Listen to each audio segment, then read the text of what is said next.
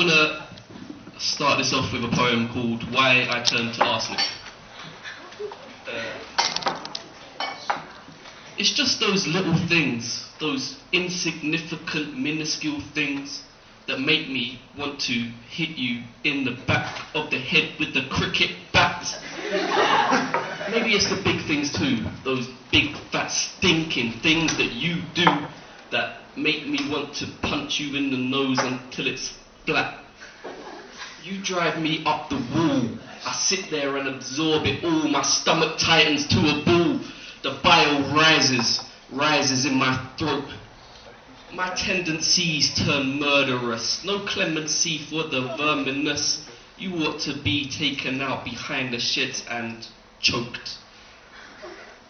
When you walk into a room, I get up and walk out of the room because no room has ever been built with enough room to hold the both of us. I thought I was a reasonable man, but you've got me dreaming up evil plans of how to do away with you with the minimum of fuss. And the worst thing is, you bring out the worst in me, like I was back in nursery and you had stolen the postman Pat van that was so clearly mine. But tonight I will find peace. Tonight I'll find my release, because tonight I'm making your tea, and by tomorrow morning everything will be fine. That actually, after writing that poem, I was a bit worried about myself. I'm not sure where that came from. So I'm going to lighten it up with another poem which I hopefully won't forget halfway through. It's called The Kitchen is for Dancing. The shower is... Ooh, we've got an atmosphere now. The shower is for singing, because it has the best harmonics.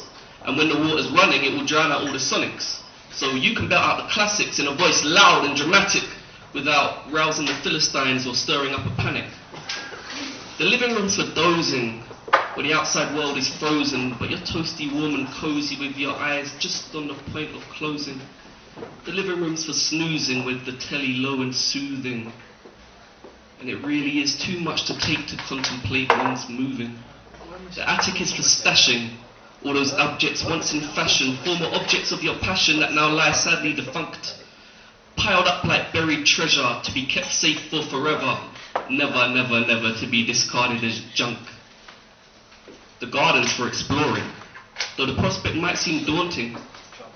The monsters there are far more scared of you than you of they. Except that is, of course, for the great grizzly horse which lurks amongst chrysanthemums and stalks its helpless prey.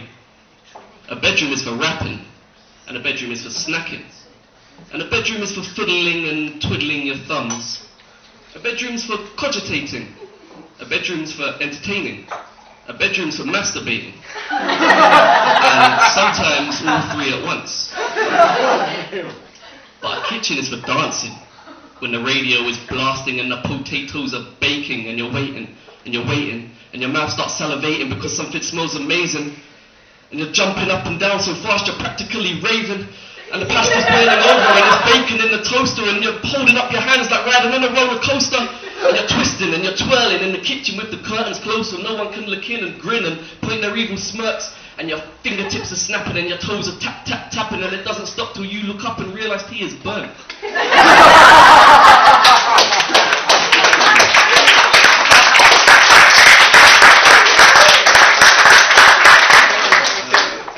I'm going to do one called Addiction. Alright, I've got the last one. Mine's a dark rum, and you can make it a large one. Close to far gone, I drink till the stars burn. Yawn in come morning, then start once again. When I'm not down the offie, I'm down in coffee. Probably drowsy from a lousy night's sleep and sound groggy. Got me in a twist, I need to feed the habit. It's about 6 years now I've been an addict, but this is not addicted to only the drug abusers. Addiction's an affliction for more than just us users. You got the nymphos, the kleptos, the pyromaniacs. One slice of the vice and in time your brain's been trapped. You got a taste for that. Your body craves for that. And now addiction's got a claim on the way you act. You feel the same and can relate to facts. Blaze your J's and fags and knock your chasers back. And that's addiction. Everybody's rocking the craven, green, white, brown, whatever you're blazing, to heads in pubs that's spending their wages. You come here every day, talk shit and get wasted. To shopaholics spend their money on trainers. Let's be honest, you be up to the same shit. So whatever you are, whatever you do, I'm sure we can find an addiction to suit you.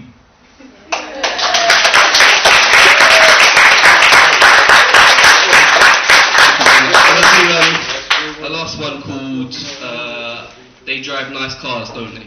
And it's inspired by a long and awkward car journey.